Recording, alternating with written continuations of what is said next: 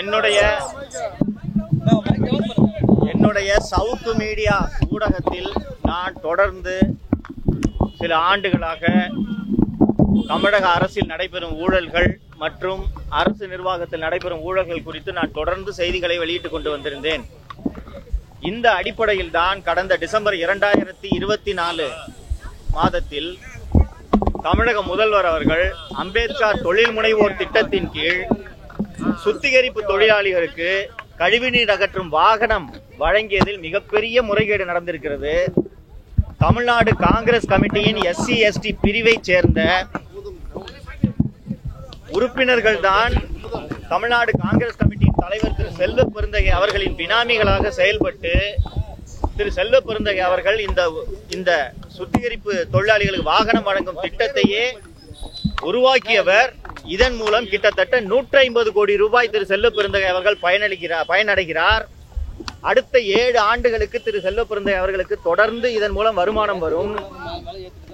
தமிழக அரசே இந்த திட்டத்தை செயல்படுத்தி இருக்க முடியும். மாறாக தமிழக அரசு ஒரு தனியார் நிறுவனத்தின் மூலமாக இந்த திட்டத்தை செயல்படுத்தி இருக்கிறது. இதனால் சுத்திகரிப்பு தொழிலாளிகள் பயனடைய மாட்டார்கள். மாறாக செல்வ பெருந்தகை தான் பயனடைவார். சுத்திகரிப்பு தொழிலாளர்கள் இந்த திட்டத்தின் மூலம் ஏமாற்றப்படுகிறார்கள் என்று நான் 2-3 வீடியோக்கள் செய்திருந்தேன். முதல் வீடியோ வெளியிட்ட பிறகு சென்னை மாநகர காவல்துறையில் என் மீது ஒரு வழக்கு பதிவு செய்யப்பட்டது. அந்த வழக்கு என்னவென்றால், சுத்திகரிப்பு தொழிலாளிகளை நான் அவமரியாதையாக பேசி அதன் மூலம் கலவரத்தை தூண்டிவிட்டேன் என்று ஒரு வழக்கு பதிவு செய்தனர். அந்த வழக்கில் என்னை கைது செய்து சென்னை 11வது நீதித்துறை நடுவரின் முன்பு எடுத்து சென்ற போது நீதித்துறை நடுவர் அவர்கள் இந்த வீடியோவில் சுத்திகரிப்பு தொழிலாளிகளை இழிவாக பேசிய ஒரே ஒரு வரியை காட்டுங்கள், இதில் இவர் சுத்திகரிப்பு தொழிலாளியை எந்த வகையிலும் இழிவு செய்யவில்லை, இரு பிரிவினரிடையே வன்முறையை தூண்டவில்லை என்று கோரி அந்த காவல்துறையின் ரிமாண்ட் கோரிக்கையை நிராகரித்தார். அதன் பிறகு எனக்கு இந்த ஊழல் தொடர்பாக கூடுதலாக சில தகவல்கள் கிடைத்தன. அந்த கூடுதல் தகவல்கள் என்னவென்றால், இந்த 130 பேர், மொத்தம் 230 பேர் இந்த திட்டத்தில் பயனடைந்திருக்கிறார்கள். இதில் 130 பேர் தமிழ்நாடு காங்கிரஸ் கமிட்டியை சேர்ந்தவர்கள், அதில் SC/ST பிரிவை சேர்ந்தவர்கள். அவர்களில் பலர் வழக்கறிஞர்கள், பலர் நல்ல தொழில் செய்து கொண்டிருக்கிறார்கள், பணம் படைத்தவர்கள். சுத்திகரிப்பு தொழிலாளிகள் என்ற பெயரில் மத்திய மற்றும் மாநில அரசுகள் சுத்திகரிப்பு தொழிலாளிகளுக்காக கொடுக்கக்கூடிய மானியத்தை செல்வ பெருந்தகை கொள்ளையடித்திருக்கிறார் என்று கூடுதல் விவரங்கள் எல்லாம் நான் பதிவு செய்தேன். இப்படி பதிவு செய்த பிறகு எனக்கு தொடர்ச்சியாக காங்கிரஸ் கட்சியிலிருந்து செல்வ பெருந்தகை உங்கள் மீது கோபமாக இருக்கிறார் என்றெல்லாம் எனக்கு மிரட்டல்கள் வந்தன.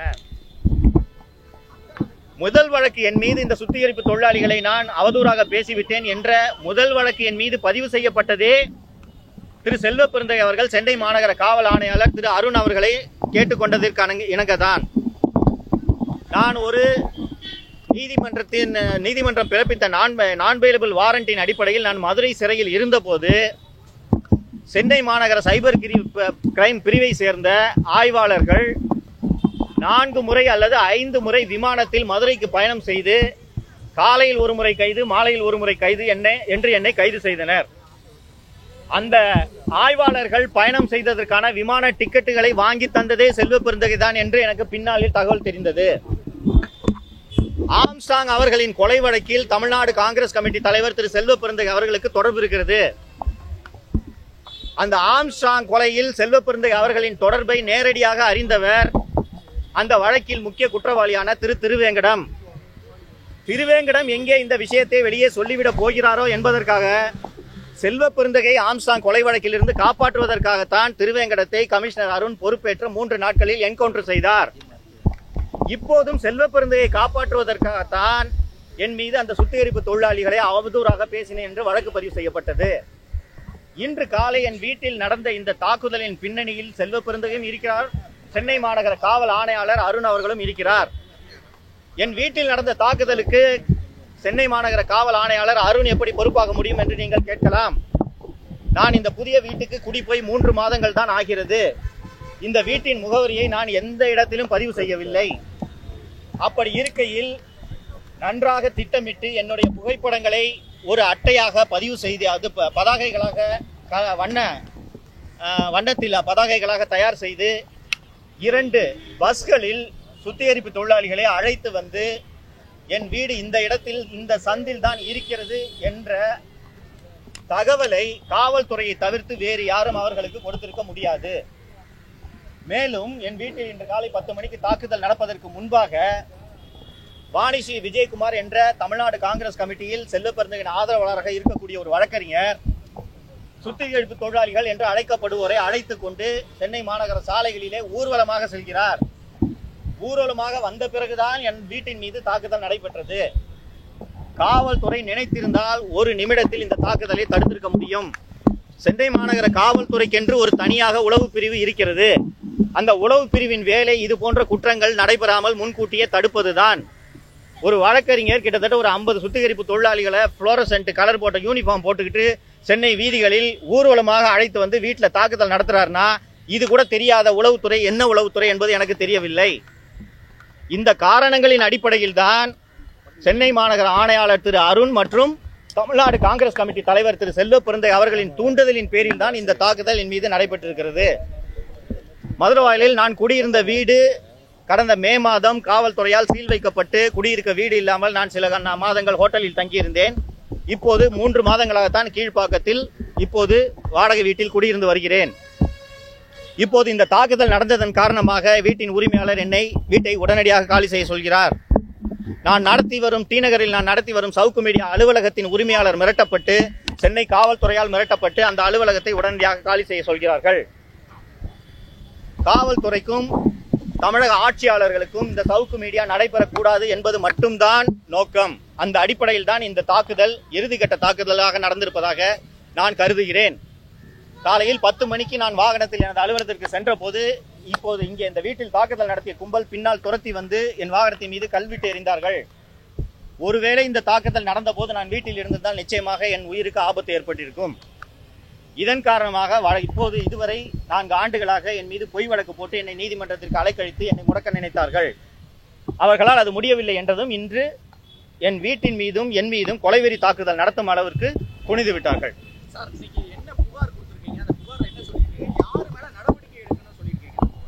நான் என்னுடைய தாயார் தான் வீட்டில் இருந்தாங்க. அதனால தாயார் புகார் அளித்திருக்காங்க. அந்த புகாரில் பார்த்தால் அடையாளம் காட்டக்கூடிய ஒரு 50 பேர் 20 பேர் வீட்டிற்குள் நுழைந்து கடுமையாக தாக்கி அவதூறாக பேசி உங்கள் மகன் எங்களை தவறா பேசிட்டான்னு சொல்லி கடுமையான தாக்குதல் நடத்துறாங்க. வீட்டுக்குள்ள மலம் கலந்த கழிவுகளை சமையலறை, படுக்கை, மெத்தை, டைனிங் டேபிள் எல்லாவற்றிலும் கொட்டிவிட்டு சென்றிருக்கிறார்கள். அண்ட் அவங்க பேசி கொண்டதை வைத்து வாணிஸ்ரீ விஜயகுமார் என்ற வழக்கறிஞரின் தூண்டுதலில் தான் அவர்கள் வந்திருக்கிறார்கள் எனக்கு தெரிய வந்தது என்று இந்த புகாரில் தெரிவிச்சிருக்காங்க. காவல்துறை இதை சட்ட வல்லுநர்களின் கருத்து கேட்ட பிறகு நாங்கள் வழக்கு பதிவு செய்வதா வேண்டாமா என்பதை முடிவு செய்வோம் என்று தெரிவித்தனர். வாங்கிட்டு ஒரு ரெசிப்ட் கொடுத்தாங்க. சிஎஸ்ஆர் இல்ல, வெறும் ரெசிப்ட். நாங்க லீகல் ஒப்பீனியன் வாங்கின பிறகு நாங்க நடவடிக்கை எடுக்கிறதா இல்லையான்னு முடிவு பண்ணோம்.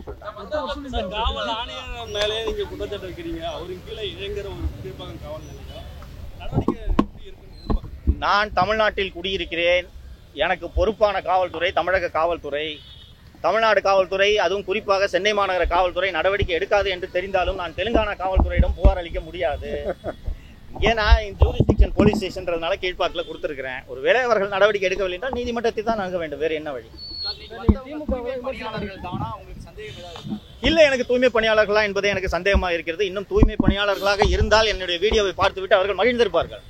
தூய்மை பணியாளர்களை கொள்ளையடிக்கிறாங்க, அவர்களுக்கு சேர வேண்டிய தொகை சேரவில்லை என்று தான் நான் பேசியிருக்கிறேன். அவர்கள் உள்ளபடியே மகிழ்ந்திருப்பார்கள். இன்று வந்தவர்கள் காசு கொடுத்து அனுப்பப்பட்ட ஒரு கூலிப்படை. துப்புரவு தொழிலாளர்கள் என்ற பெயரில் துப்புரவு தொழிலாளர்கள் என்னைக்கு கலர் பிரிண்ட் அவுட்லாம் எடுத்துட்டு வந்து இவ்வளவு கரெக்டாக வீட்டை கண்டுபிடிச்சு வராங்க. நான் இங்கே குடியிருக்கிறேன் என்பது எப்படி எந்த துப்புரவு தொழிலாளிக்கு தெரியும்?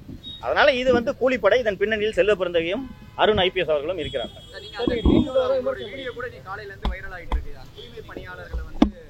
பணம் கொடுத்தா அவங்க குடிச்சிட்டு இருப்பாங்க, சாவ இருப்பாங்கன்னு அந்த வார்த்தைகளை மட்டும் வைரல் பண்ணிட்டு இருக்காங்க.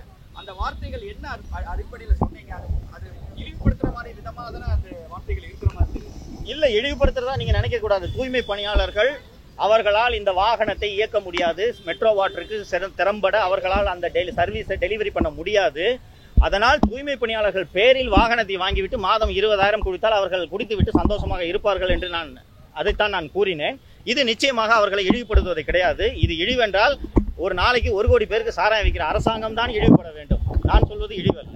இன்னொன்று, இந்த திட்டத்தின் பேரே மாம் அண்ட் பாப் ஸ்கீம் என்று இந்தியா முழுக்க இது அழைக்கப்படுகிறது. ஏனென்றால் துப்புரவு தொழிலாளிகள், தூய்மை பணியாளர்களில் பெரும்பாலானோர் குடித்துவிட்டு வீட்டுக்கு பணம் கொடுப்பது இல்லை என்பதற்காக இந்த திட்டமே பெண்களுக்காக உருவாக்கப்பட்ட திட்டம். இந்த திட்டத்தோட பணப்பயன்கள், செக் எல்லாமே பெண்கள் பேரில் இஷ்யூ செய்யப்படும். அதனால் இந்த துப்புரவு தொழிலாளர்களிடம் மது பழக்கம் இருக்கிறது என்பதை இந்திய மத்திய அரசும் சரி மற்ற மாநில அரசுகளும் உணர்ந்திருக்கின்றன. இது இழிவான செயலாக நிச்சயமாக கருத முடியும்.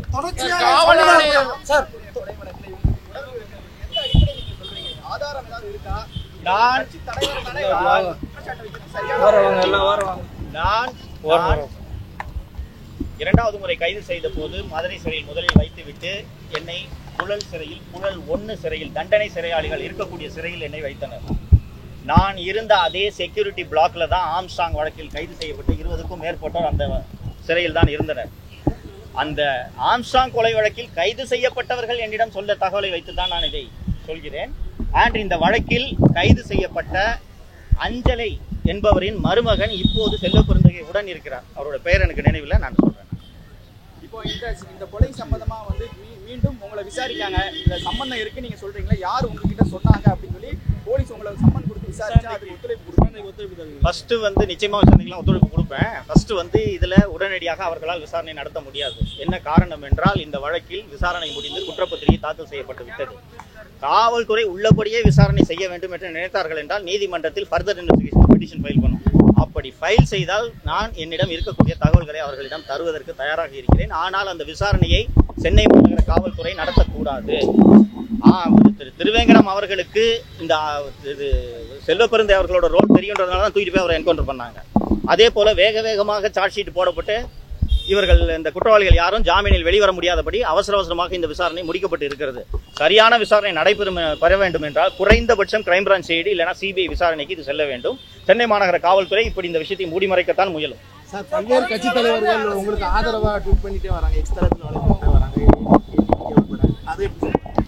அத்தனை தலைவர்களுக்கும் எனது நன்றியை தெரிவித்துக் கொள்கிறேன். ஒரு மனித சமூகம் வெட்கி தலை குனியக்கூடிய அவமானகரமான தாக்குதல் என் வீட்டில் இன்று நடந்த தாக்குதல் என்பதை தமிழகத்தில் மனசாட்சி உள்ள அத்தனை தலைவர்களும் உணர்ந்திருக்கிறார்கள். இந்த உணர்ந்ததன் காரணமாகத்தான் ஒரு மனிதன் ஏதாவது பேசலாம், அவர் செய்யும் விமர்சனங்கள் பிடிக்காமல் இருக்கலாம். ஆனால் கூலிப்படையை ஏவி ஒருவர் வீட்டில் மலத்தை அள்ளி ஊற்றுவது என்பது ஒரு அநாகரிகமான, அவமானகரமான, ஏற்றுக்கொள்ள முடியாத ஒரு செயல் என்பதை தமிழகத்தின் அத்தனை அரசியல் கட்சி தலைவர்களும் உணர்ந்த காரணத்தால் தான் அவர்கள் இந்த கண்டனத்தை தெரிவித்திருக்கிறார்கள். அவர்கள் அத்தனை பேருக்கும் எனது நன்றியை தெரிவித்துக் கொள்கிறேன். தமிழ்நாட்டில் நீங்க நிறைய புகார் சொல்றீங்க, யூடியூப்ல நிறைய தகவல் வெளியிடுறீங்க, அதனால இது மாதிரி நடக்குது, இப்போ கூட நடக்குது. ஸோ இதுக்கடுத்து இதை குறைக்கிறதுக்கு வாய்ப்பு இருக்கா உங்க சைடுல? தொடர்ந்து என்னுடைய எதிர்கால நடவடிக்கை குறித்த அறிவிப்பு விரைவில் வெளியில வரும். இந்த நாளைக்குள்ள தெரிஞ்சுவிடும். நான் சொல்றேன்.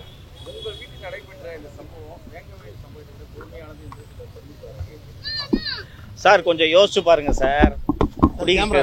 குடியிருக்கிற வீடு, படுக்கிற பெட்டு, இதெல்லாம் மரத்தை கரைச்சி ஊத்தினா நீங்க எப்படி சார் இருக்கும் உங்களுக்கு? யோசிச்சு பாருங்க. சமைக்கிற பாத்திரம் யோசிச்சு பாருங்க. அப்படி என்ன தப்பு பண்ணிட்டேன் நான்? வேங்க வெளில கண்டுபிடிச்சிட்டாங்க, அந்த குடித்தண்ணியில் கலந்துருக்குன்னு அப்படின்னு நிறுத்திட்டாங்க, தொட்டி காலி பண்ணிட்டாங்க, வேலை முடிஞ்சு போச்சு. அப்புறம் அந்த வீட்டுக்கு போனோம், அவ்வளவு துர்நாற்றம். இன்னைக்கு கேமரா பர்சன்ஸ் பிரஸ்லேருந்து வந்தாங்க. யோசிச்சு பாருங்க, அப்படி என்ன பாவம் பண்ணுறேன் நான்? அது கூட இன்னும் அந்த சம்மந்தப்பட்ட குற்றவாளிகள் வந்து இன்னைக்கு சார்ஜ் ஷீட் போட்டிருக்காங்க. 2 பேர் ரகசியமாக போய் பண்ணது. ஊரறிஞ்சு எல்லாரும் சேர்ந்து கையில் 2 பக்கெட் வாளியில் மழை தள்ளிட்டு வந்து ஊத்துறதுன்றது எப்படிங்க ஏற்றுக்க முடியும்? வேங்க வயலை ஒப்பிடும்போது இதை ஒப்பிடும்போது வேங்க வேலை ஒன்றுமே இல்லை, தெரிஞ்சு பண்றாங்க.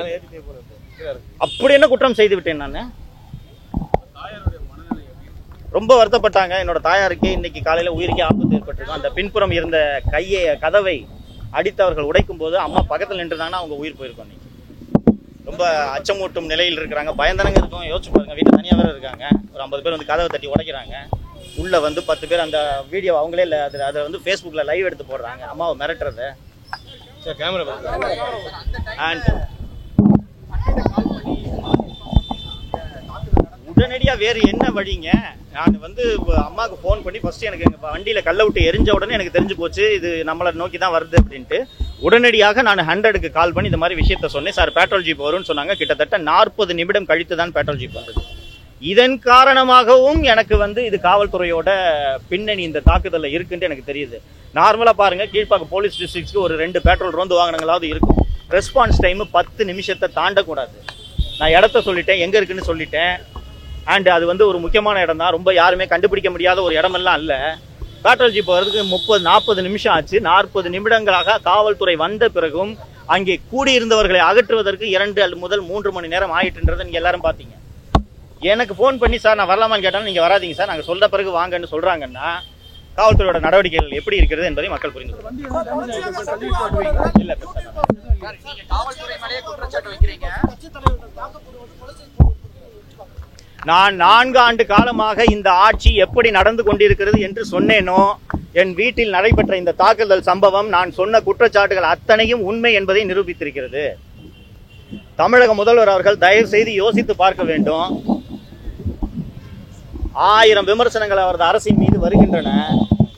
ஒரு விமர்சனம் வருகிறது என்பதற்காக ஒரு வீட்டின் மீது இப்படி அவமானகரமான அருவருக்கத்தக்க தாக்குதல் நடைபெறுகிறது என்றால் எத்தகைய ஆட்சியை அவர் நடத்தி கொண்டிருக்கிறார் என்பதை தமிழக முதல்வர் அவர்கள் புரிந்து கொள்ள வேண்டும். இது என் வீட்டில் ஊற்றப்பட்ட மலம் அல்ல, தமிழக அரசின் மீது ஊற்றப்பட்ட மலம், தமிழக அரசின் சட்டம் ஒழுங்கின் மீது ஊற்றப்பட்ட மலம். இது ஒரு சவுக்கு சங்கரோ அல்லது ஒரு தனிநபரின் வீட்டில் ஊற்றப்பட்ட மலமாக யாரும் நினைக்க கூடாது. இது தமிழக அரசு ஆட்சி நடத்தும் லட்சணத்தின் மீது ஊற்றப்பட்ட மலம். சரிங்க, தேங்க்யூங்க.